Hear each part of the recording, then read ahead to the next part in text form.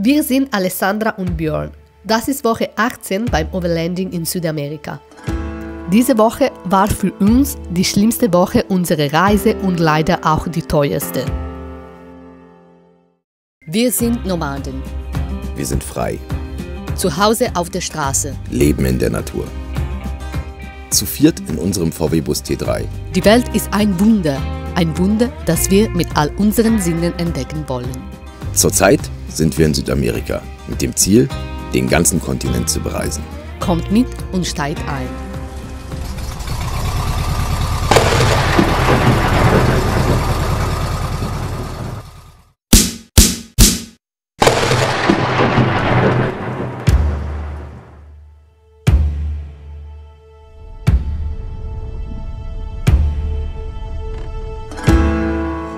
In der letzten Woche hatten wir Caleta Tortel erreicht und fahren jetzt die legendäre Carretera Austral wieder zurück.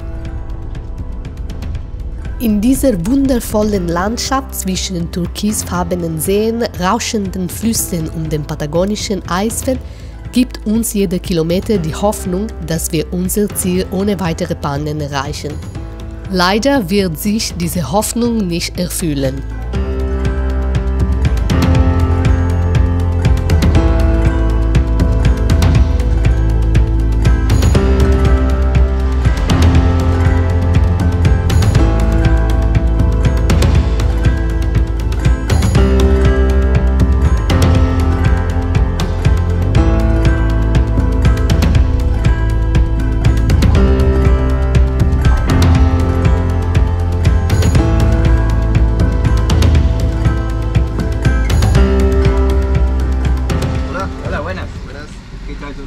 Todo bien. ¿Ustedes? ¿Bien igual? Qué bueno. Una pregunta. ¿Sí? ¿A quién vendéis el querosene? ¿Quién lo compra? ¿Para qué? Ah, eso lo compran en invierno para las cocinillas de queroseno, que son como calefactores. Para calentar la casa. Exactamente. Ah, vale.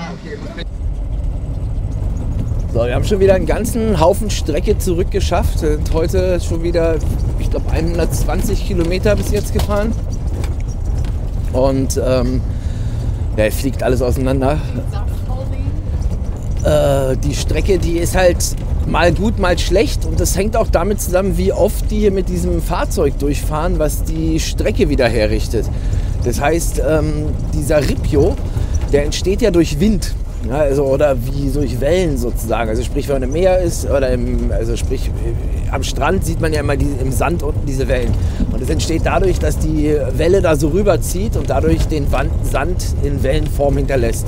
Und bei dem Ripio auf der Straße ist es genau das Gleiche. Das heißt, die Autos fahren da drüber, wirbeln den Sand und die Steine auf und der legt sich dann in Wellenform auf die Straße. So, und das führt dazu, dass man dann diese Waschbrechpiste hat. Wenn die mit ihrem Fahrzeug durch sind und man direkt hinter dem Fahrzeug ist, dann ist es eine total glatte Straße. Man kann die ohne Probleme mit 60, 70 fahren. Ist das Fahrzeug lange nicht durch oder viele Autos gefahren, fährt sich die Strecke ja sehr bescheiden, kann man sagen. Also 100 Kilometer heute waren schon 4 Stunden. Also das ist schon ordentlich, 25 Kilometer Durchschnittsgeschwindigkeit.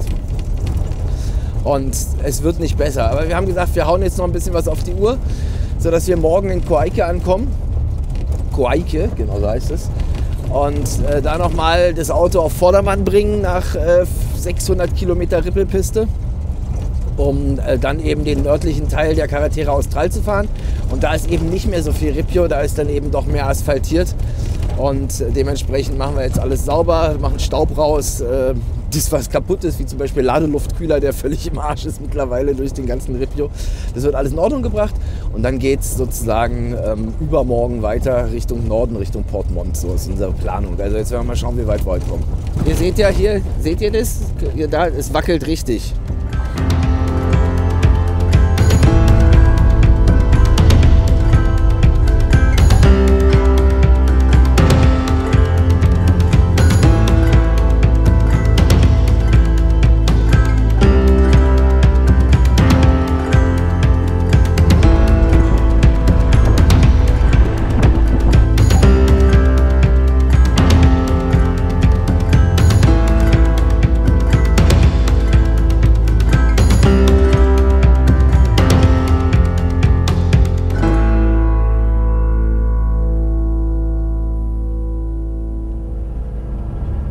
Ja, wir fahren schweren Herzens weiter. Also wir verlassen echt einen der schönsten Orte der Carretera Austral.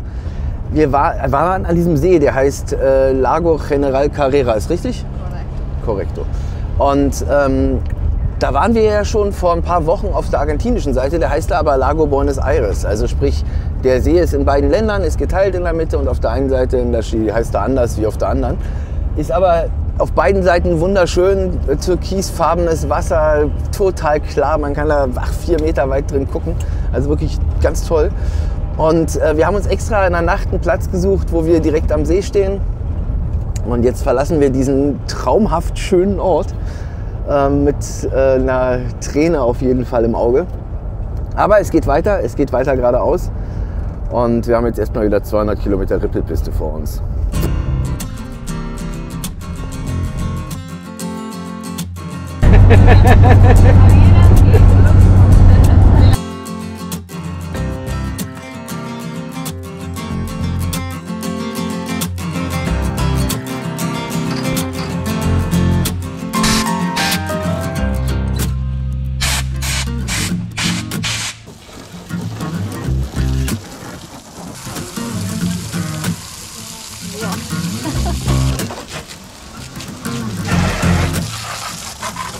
Sieht er nicht wieder schön aus?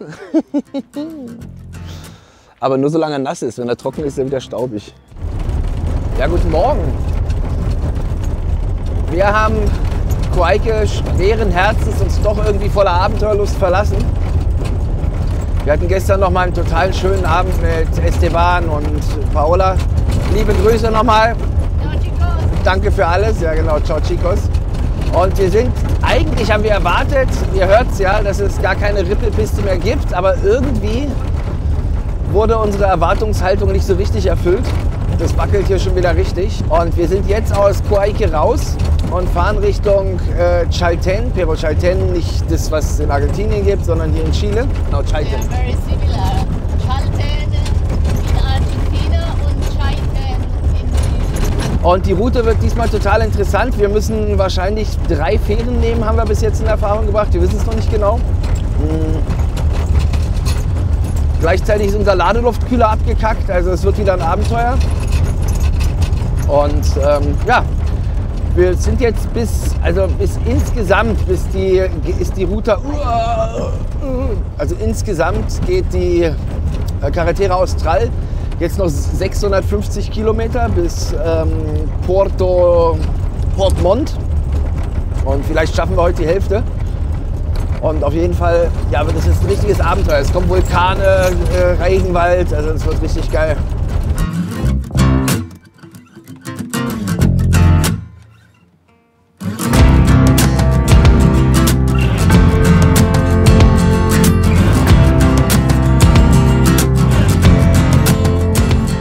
Rippelpiste zu viert. Oh Mann, du stinkst du. Buenas.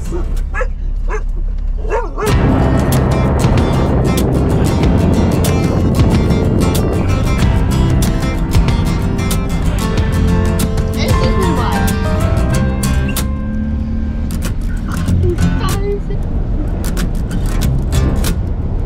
Ja, Chris. Also Chris von der Bulli-Zentrale. Er hatte recht.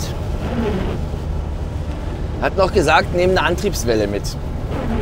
Nehm unbedingt eine Antriebswelle mit. Ich mache dir eine fertig. Hätte ja ins Ersatzteillager gepasst. Aber nein, wir hatten keinen Bock, eine Antriebswelle mitzunehmen. Und so wie es sich anhört, kackt unsere hintere rechte Antriebswelle jetzt gerade ab. Wir haben unter Belastung, tak, tak, tak, tak, tak, tak, tak. Also pro Radumdrehung einen Schlag.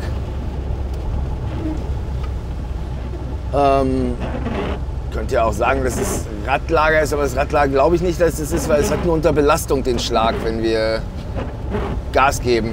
Wenn ich nicht Gas gebe, dann macht es das auch nicht. So, jetzt suchen wir uns mal einen Platz, wo ich das Auto hochheben kann und guck's mir an. Leider regnet es draußen total. Hört ihr das? Ach ja, auf jeden Fall halten wir jetzt erstmal an irgendwo und gucken uns das an hinten. Vielleicht ist auch noch ein paar Schrauben locker oder sonst was.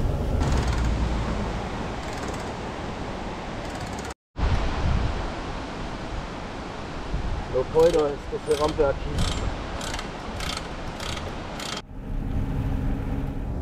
Man glaubt es nicht. Es ist nicht zu fassen. Also, die vor uns in dem Jumper, das ist ja wieder mehr der Mega-Zufall, sind zwei Leute, mit denen wir gemeinsam von Deutschland verschifft haben. Ja, also das sind Moni und Kai von Rückenwinde.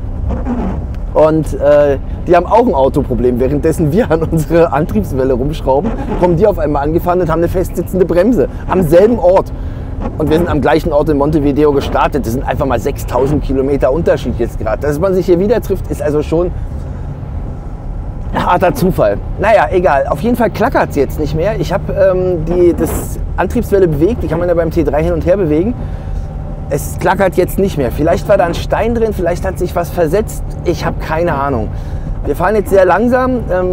In 40 Kilometern circa soll es eine Werkstatt geben, haben die beiden gesagt. Da wollen die jetzt hin wegen ihrer festsitzenden Bremse. Und da schleichen wir jetzt sozusagen hin, in der Hoffnung, dass da einer ist, der uns helfen kann. Gleichzeitig gibt es vorher noch einen schönen Spot, wo wir pennen. Jetzt ist schon wieder spät, also die Werkstatt hat zu. Morgen früh gibt es also wieder mal in die Werkstatt. Also mit uns ist wirklich entweder fressen oder Werkstatt. Bei Rauthausbus gibt es leckere Sachen zu essen und stetige Werkstattbesuche. Wenn euch das gefällt, lasst einen Daumen da und ein Like und abonniert den Kanal. Unglaublich.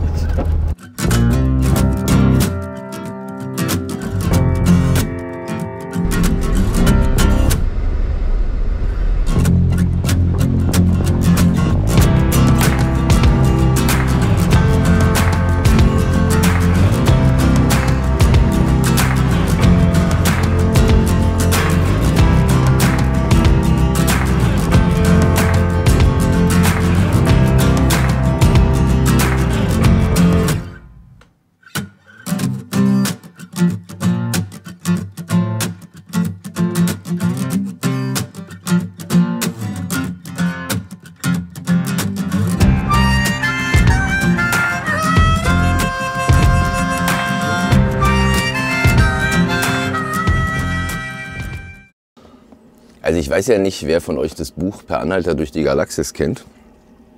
Der Film ist scheiße, das Buch ist gut. Da geht es darum, dass unglaubliche Geschwindigkeit durch unmögliche Zufälle erreicht wird.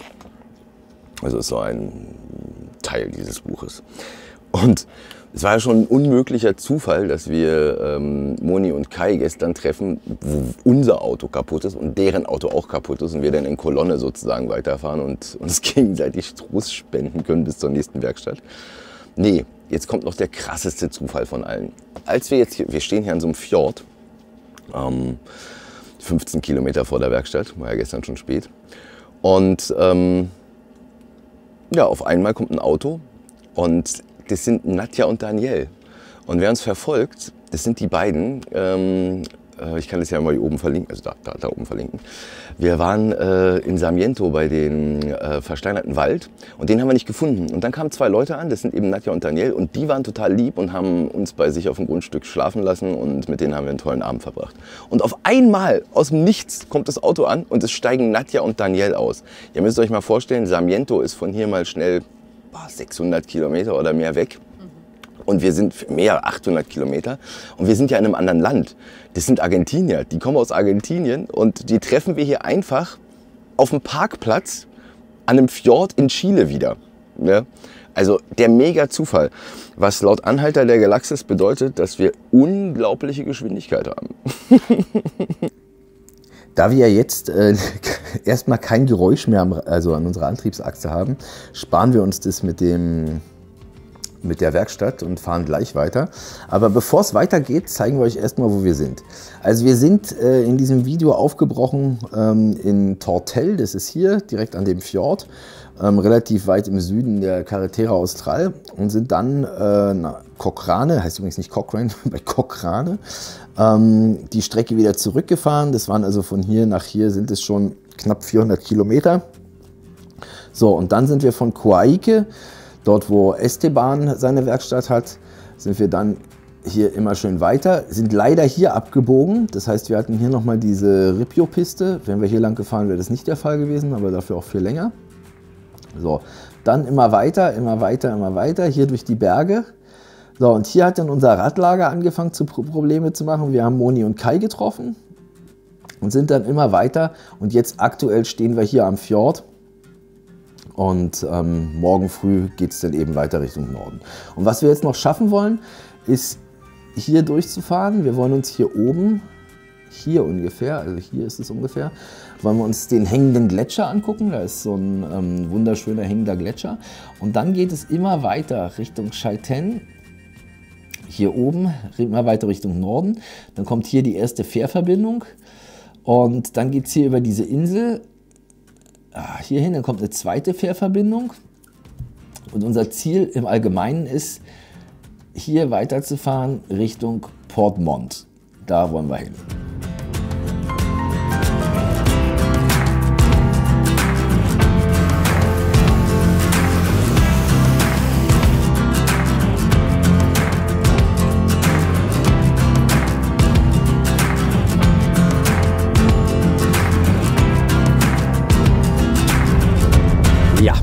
Also unser Problem mit der Achse hat nicht aufgehört. Wir haben gerade eben wieder richtig schlagendes Geräusch auf der rechten Seite gehabt. Ich habe jetzt zum Glück mit Esteban echt einen neuen Freund gefunden. Also ohne ihn wären wir echt aufgeschmissen.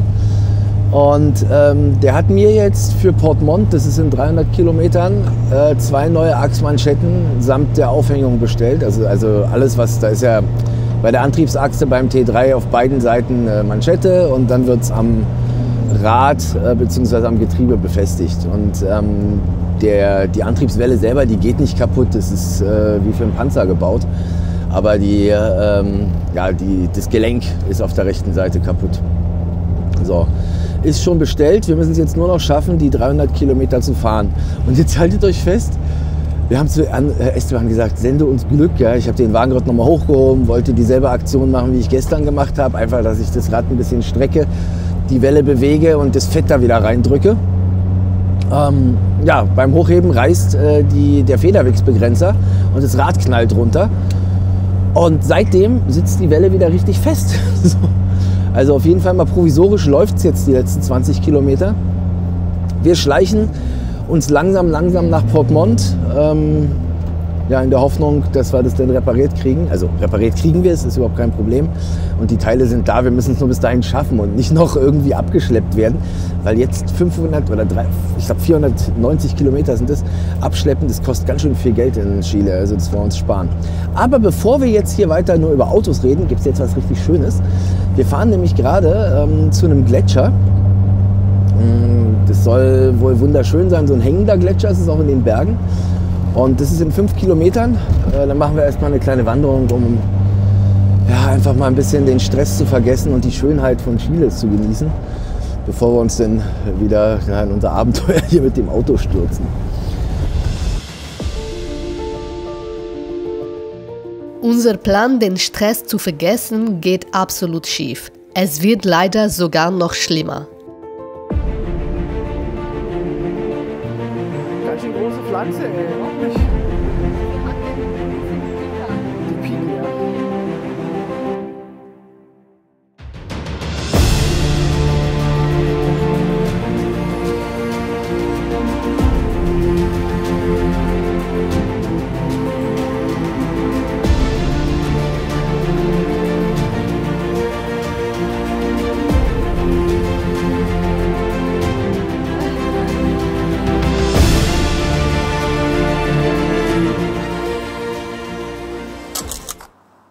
Scheiße, echt, ey. Das gibt's nicht. Ich glaube, ich bin vom Pech verfolgt, ey. Ich habe keine Ahnung, warum mir die ganze Zeit sowas passiert. Und warum das nicht aufhört, ey. Echt. Ich habe echt gedacht, dass irgendwann mal Schluss, dass irgendwann es mal wieder läuft. Ist nicht. Drohne. Die Drohne am Gletscher verloren. In 120 Meter Steilwand. Ich versuche da jetzt hinzulatschen. Vielleicht haben wir ja Glück. Alessandra geht zurück zum Auto, die Hunde sind da drin. Und bei unserem Glück ist bestimmt auch noch das Auto aufgebrochen. Ja, unglaublich. So, da oben, da scheiße nochmal oben ist das Ding abgestürzt. Und ich weiß nicht genau wo. Vielleicht finde ich es ja. Mal gucken. Ich gebe auf. Ich komme da nie hin. Es ist super unwegsam, das Gelände. Ich muss hier über, das heißt, wenn ich 3 Meter hohe Steine klettern und nur im Flussbett laufen geht auch nicht. Das ist voller Algen. Das ist so beeindruckend krass. Also es ist so krass da oben. Und wir liegen irgendwo an der Kante dort. Ich habe es ja schon gefilmt. Dort an dieser Kante. Da sind wir. Aber ich schaffe das nicht. Ich es niemals zu schaffen.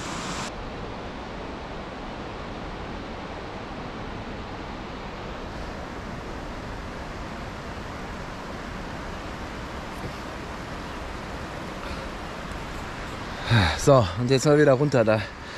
Hals- und Beinbruch. Manometer, echt. Das ist meine Scheiße da. Das ist nicht auszuhalten. Ja. Waren wir nicht fertig. Ich will nicht, dass Alessandra sich so dolle Sorgen macht. Die ist ja zum Auto zurückgegangen und die macht sich bestimmt total die Platte, dass mir was passiert ist. Deswegen bin ich jetzt gerade die 3 Kilometer diesen Weg hier durch den Dschungel gejoggt. Ich bin so im Arsch. Aber schön, so den Kopf frei zu kriegen. Es gibt ja nichts Besseres, als den Kopf frei zu kriegen durch harte körperliche Ertüchtigung. Ja, egal. Eine neue Drohne ist immer noch besser zu kaufen, als sein Leben wegzuschmeißen, wenn man da den Berg hochkraxelt und irgendwie abstürzt und elendig heute Nacht verreckt. Ja, das muss ja auch nicht sein. Na, jetzt gehe ich erstmal zu Alessandra, nehme die in den Arm und dann geht es ganz normal weiter. Wer hat den Schlucki? No. Wer hat den? No, zieh. Los, komm. Wer hat den? Ja, Wilma, du bist wieder da. Wilma ist back. Na los, zieh.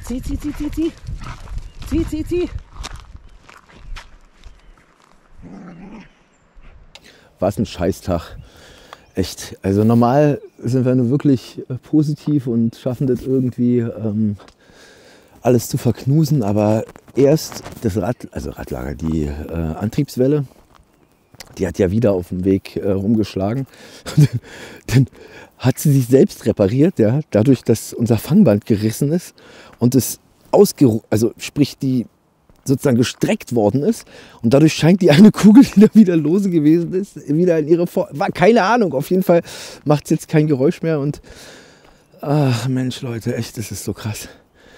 Ja, und dann verlieren wir die Drohne, also so ein schöner 1200 € Verlusttag. Gut, ist so, kommt beim Overlanden vor und wer Action macht, der muss damit leben, dass dabei auch mal was drauf geht. Ich meine, wir sind schon ein bisschen risky, wir versuchen schon ein bisschen ein bisschen mehr zu machen und nicht nur irgendwie uns beim Einkaufen, Zähne putzen und Kaffee kochen zu filmen.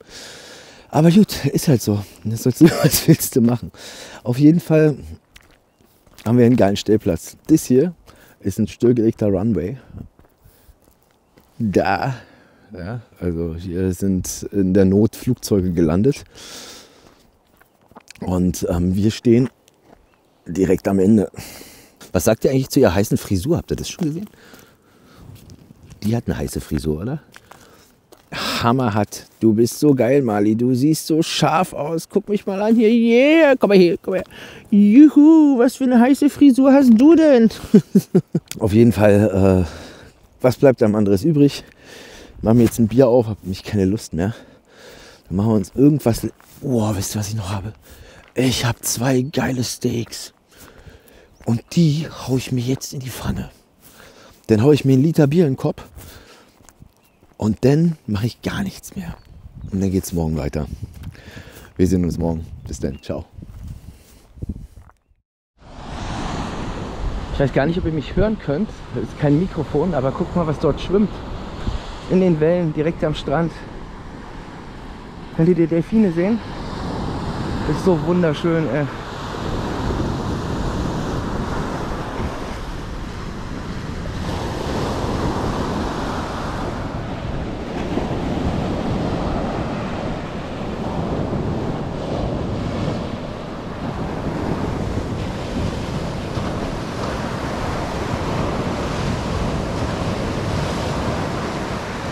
Da schwimmen die. Da. Ja, wenn man glaubt, es geht nicht mehr, dann kommt von irgendwo ein Lichtlein her, heißt es so schön, ja. Ach ja, nur am Auto rumschrauben und doof. Aber nur weil wir jetzt länger gebraucht haben, haben wir jetzt gerade die Delfine gesehen, weil wir sind ja gerade angekommen am Strand. Genau in dem Augenblick schwimmen die vor uns durch. Wären wir also vor einer halben Stunde hier angekommen, wären sie ja gar nicht da gewesen und wir vielleicht auch nicht an dem Ort. Also war das ja auch vielleicht mal wieder ein Grund für Dankbarkeit. Auf jeden Fall ist es hier wunderschön. Guckt euch das mal an. Das ist wie eine einsame Insel. Ja, das ist einzigartig. Meine Güte, ist das schön. Und dennoch noch mit den Delfinen, die hier direkt vor der Nase rumschwimmen. Das ist also wirklich sehr beeindruckend schön.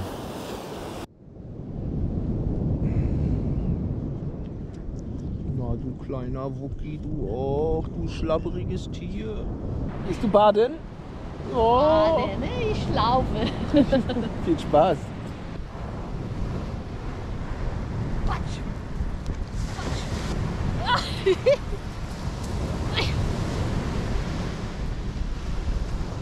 Ist dir zu warm, ne? Ja, verstehe ich.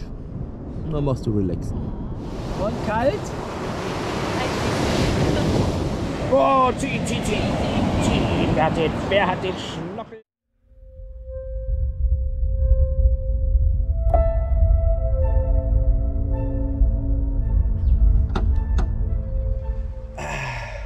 Alle 30 Kilometer müssen wir jetzt irgendwie diese Antriebsachse in Ordnung bringen, damit sie nicht schlackert. Und wir haben noch, also jetzt sind jetzt noch 200 Kilometer bis Portmont, 100 Kilometer bis zur Fähre. So, ich hoffe, dass es das schon war. Die bewegt sich halt wieder total. Wenn es das noch nicht war, dann muss ich ihn hochheben und das Rad strecken, dann sollte es wieder funktionieren. Wir probieren es.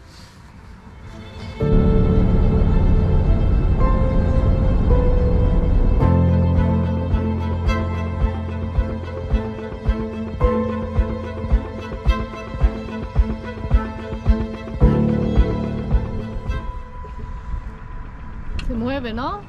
¿Ah? Se mueve ahora, ¿no?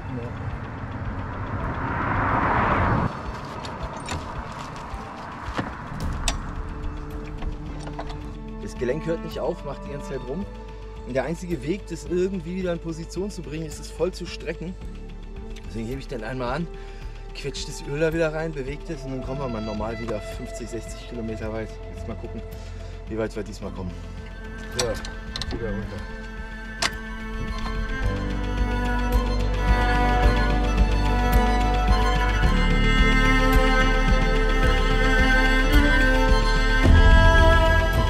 In the middle of Carretera Austral in Chile, this is our situation.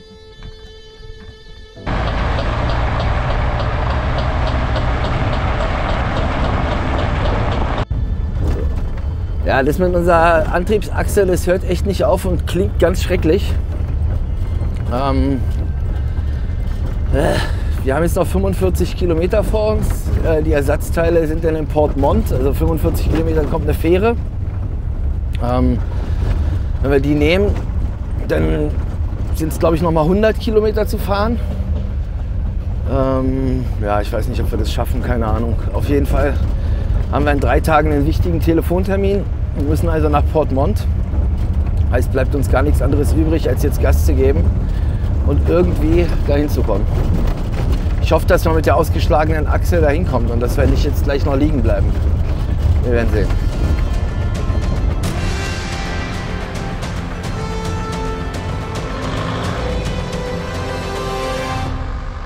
Ja, cool, haben es geschafft. Also die erste Etappe ist durch. Jetzt haben wir noch mal 100 Kilometer nach dem Schiff zu fahren. Und hier ist das ist der absolute Knaller. Also es ist wie so eine verlassene Insel. Also sowas habe ich noch nie in Europa oder sowas gibt es in Europa einfach nicht mehr. Wir sind jetzt hier also 30 Kilometer Rippelpiste durch den Urwald gefahren. Und diese Caleta Gonzalo, wo wir gerade sind, das ist gottverlassener kleiner Ort. Und also da gibt es eigentlich gar keinen Ort, sondern es ist einfach nur ein Fähranleger. Und hier wird die Straße halt verlängert, weil hier keine Straße mehr ist.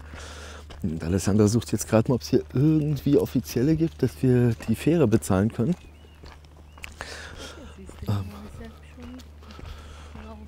Da vielleicht. Hey.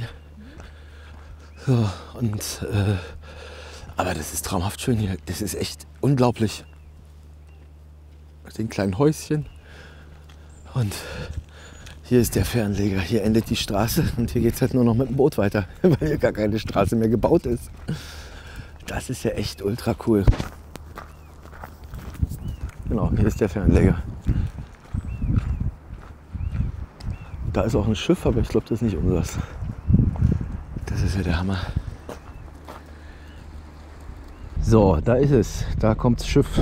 Aber ob wir da mitkommen, ist nicht so ganz klar, weil es sieht aus, als ob das komplett voll ist. Also für jetzt um 4:45 Uhr haben wir Tickets bekommen. Aber nicht für das hier. So. Und jetzt hoffen wir, dass wir die überzeugen können, unser Ticket umzuschreiben, falls irgendeiner nicht kommt sozusagen. Es hat geklappt. Wir können aufs Schiff. Oh, mira que mal.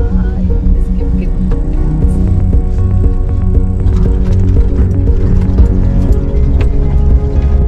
Wir sind ganz rot im Gesicht. Ja, Mensch, wir haben es geschafft. Das ist ja echt cool. Damit haben wir nie gerechnet. Aber der vor uns, der steht auf der Bremse. Deswegen sehen wir so ein bisschen kacke aus. Wir sind echt auf dem Schiff. Wir haben das First Ticket. boat, 45 minutes. Also 45 Minuten fährt das jetzt. Und danach müssen wir eine Viertelstunde Auto fahren circa. Und dann kommt eins, das fährt 3 Stunden. Aber das haben wir auf einem Zug gekauft. Das heißt, auf das nächste kommen wir auch rauf. So, und besser als hier zu warten. Wir hätten sonst bis morgens um 4:45 Uhr hier am Anleger pennen müssen. Auch nicht schlimm, aber so ist besser. Kommen wir definitiv ein bisschen früher an in Portmont. Juhu! Das sind Medusas, sí, son medusas enorme grandes.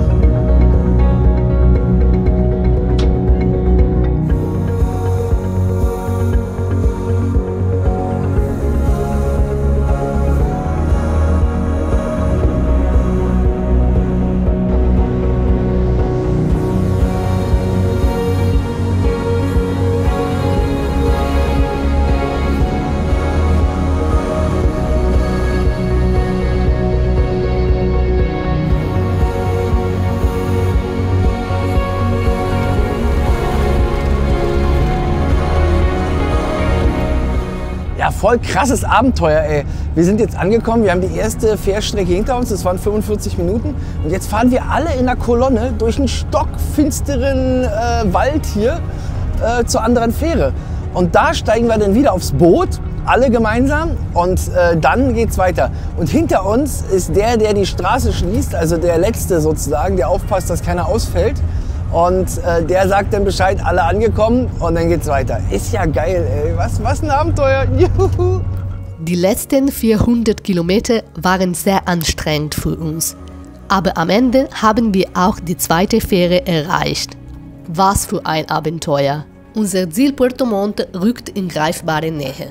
Wir sehen uns in der nächsten Woche ohne Drohnenflüge, aber mit der gleichen Energie wie immer. Ciao!